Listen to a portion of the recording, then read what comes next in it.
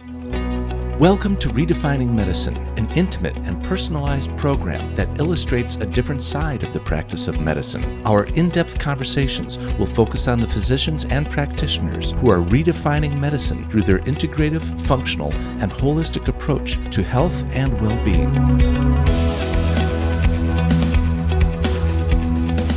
Our host for Redefining Medicine is Dr. Erica Schwartz. For more than 20 years, Dr. Erica has been at the forefront of advanced patient care, taking the best from conventional and integrative medicine and applying them to prevent disease. Dr. Erica is a distinguished A4M faculty member in disciplines ranging from hormone therapy, peptide therapy, and IV nutritional support. Welcome to Redefining Medicine. We're in Las Vegas at the Longevity Fest 2023 for A4M. And we're really happy to talk to you and interview Dan Beuttner, who's one of our keynote speakers who just got off stage, and I watched you, and it's such a pleasure. And the Blue Zones is where it's at. So talk to us, how did you even get involved in that? Well, I'm a National Geographic explorer, and my job is solving mysteries and unpacking scientific quandaries. And a while back, we kind of tackled this idea of longevity. Instead of looking for answers in a petri dish or in a test tube, we found populations, confirmed their ages, where people are living to 100 at the highest rates, or they have the lowest rate of middle-age mortality, and then spent the better part of a decade finding the correlates or the common denominators. And we found blue zones in Okinawa, Japan, Sardinia, Italy, Island of Icaria, Greece, Nicoya Peninsula, Costa Rica, and among the Seventh-day Adventists in Loma Linda, California. That's pretty impressive.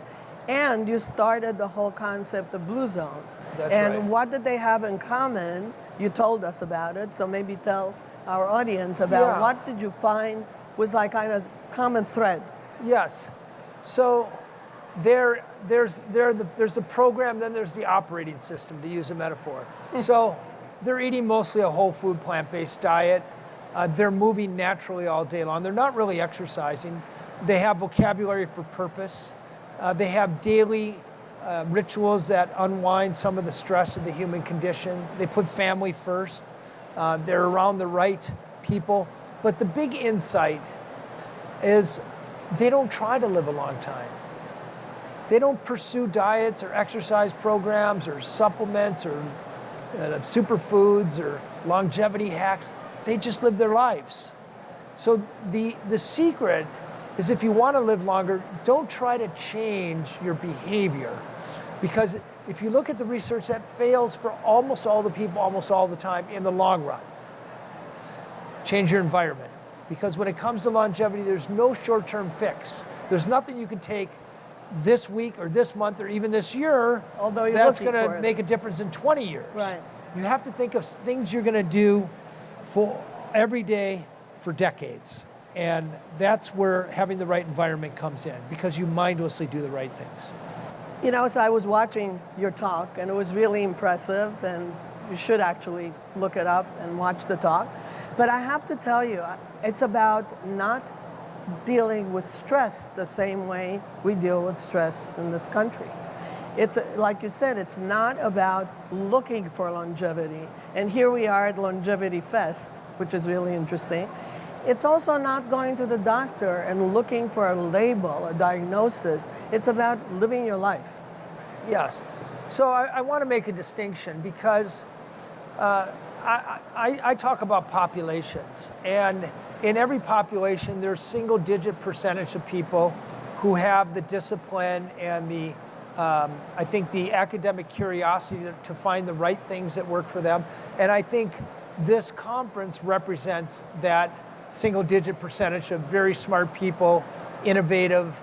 They're looking, with some scientific rigor, looking for things that work. And I really applaud that, because that's where we're going to have the leapfrog innovations. Until we find one, though, Blue Zones offers us a strategy for living longer. You said something before we sat down. You're a big believer that we have to find our people. We do better when we find our people. Sometimes our people are the people we were born with. Right. But we can choose our people. Of course. I've worked in 72 American cities, and we create these committed social circles called MOIs. And the secret is to spend enough time with groups of people so they can find others who, number one, share your values, number two, share your interest, number three, share your schedule, and number four, they live close enough to you where you're going to spend significant time with them. And now, if you can organize these people who share values and interests around a healthy behavior, like walking or like eating whole food plant-based. So when we work in our Blue Zone cities, we organize these MOIs, and we just challenge them to walk together for 10 weeks or eat together for 10 weeks. And lo and behold, what happens is something called propinquity. I'll bet you haven't heard of that word. No, tell me. Propinquity. That essentially means that if we spend more time with people, we're more likely to become friends with them. So I just met you. If we saw each other a second time, had a cup of coffee, third time I came over, had dinner with you and your husband, we probably eventually become friends.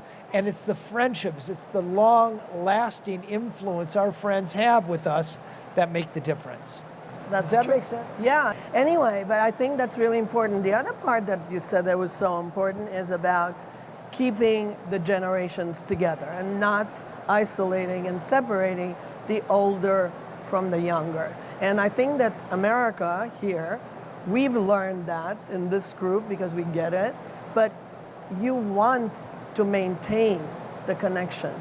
There's a lot of value to old people, and the one that you showed with the 100-year-old, there's 100 years, a century between them, and that is so beautiful, and it is a piece of heaven.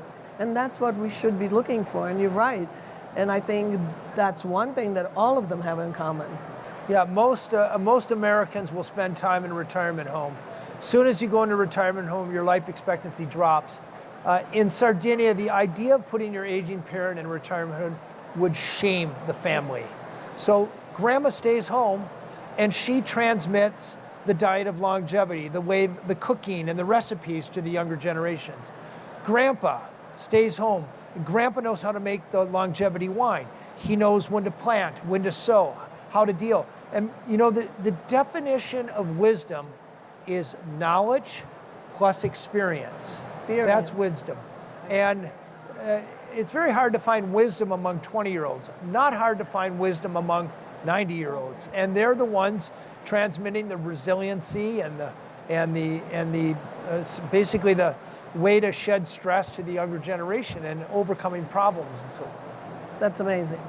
It's amazing, and I think there's a lot more to it. I think the movement, the intentional movement, the fact that they're not doing it as exercise, but like the ones that lived in the town, I guess in Sardinia, that is on a hill. So they're walking on steps all the time.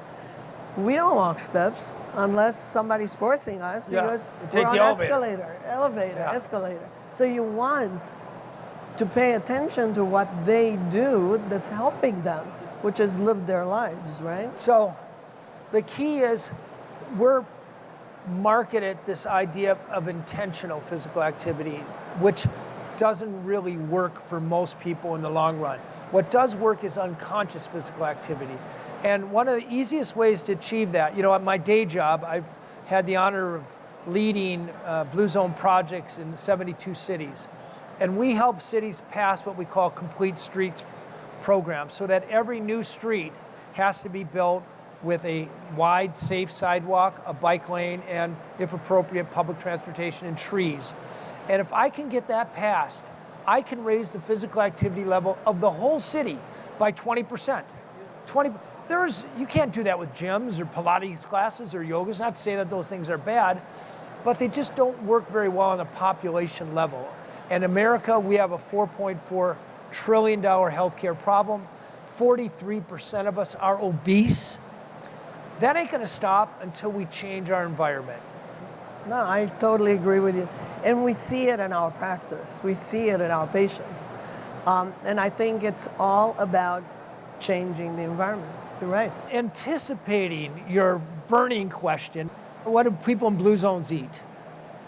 And it's mostly, you know, carbs gets this bad rap because carbs are both, you know, cookies and donuts and candy, and sodas, but carbs are also beans and grains and nuts and greens, and that's what people in the blue zones eat. But the most important ingredient in any longevity diet is taste. Why? Because if I tell you the healthiest food in the world is fermented tofu or broccoli, and you don't like fermented tofu, but you ain't gonna eat it. You'll eat it you'll muscle through it for a week. In blue zones, they know how to take this simple peasant food and make it taste delicious.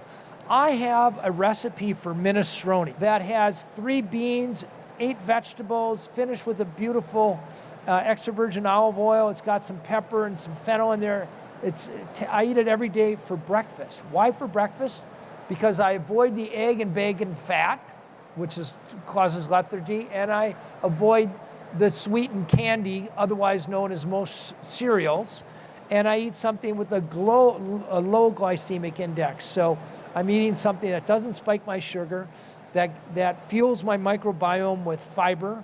Just one bowl of minestrone gives you about half of the fiber you need, and people don't realize that whenever you take a grain and a bean and put them together, like pasta and fagioli, or beans and corn tortilla, or beans and rice, you get a whole protein. People don't realize you don't have to eat a fatty slab of dead animal or meat to get your protein. I think a problem is that when we think of carbohydrates, we think of complex things that have been made here, you know, that somebody made them. They're not simple. They don't come from the earth. The beans come from the earth. The grains, all of it comes from the earth. So I think that that's us changing the way we eat and not eating cookies and candies and everything. Yeah, that's where carbohydrates get their bad name. I think if this New Year's, if you really want to get healthier, here's my New Year's resolution for you. Sounds good to me. You're going to get your hands on a whole food plant-based cookbook. I wrote two of them. I have 2 Blue Zones Kitchen, but there's lots of good ones. But sit down, page through it with your family, identify a dozen recipes that say, that looks like it'd be good. And for 4 weeks, make 3 of those recipes every week on Sunday. And cook them with your family. Make sure you got the right equipment and taste them. And if you cook my minestrone or my longevity stew and you eat that and you like it, my job is over. Your family knows how to make it, you know you can afford the ingredients, and you know you love it. And then they'll become that. Every time you go out to eat in America, you consume 300 more calories than you would if you ate at home. You consume about 3 times the sodium you would eat if you ate at home. And there's typically lots of hidden sugars and emulsifiers and flavor enhancer in food you get out of the home. Cooking at home, secret to longevity. Totally agree with it.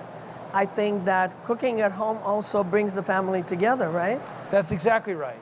It connects parents and eating as a family together. We know that when you eat as a family together, you tend to eat far more nutritiously than if you eat with one hand on the steering wheel. Sadly. You're right. Exactly. Well, you're great, and it was such a pleasure to start with you and to watch your talk. Thank you very much. All right. Thank you guys for getting a second dose.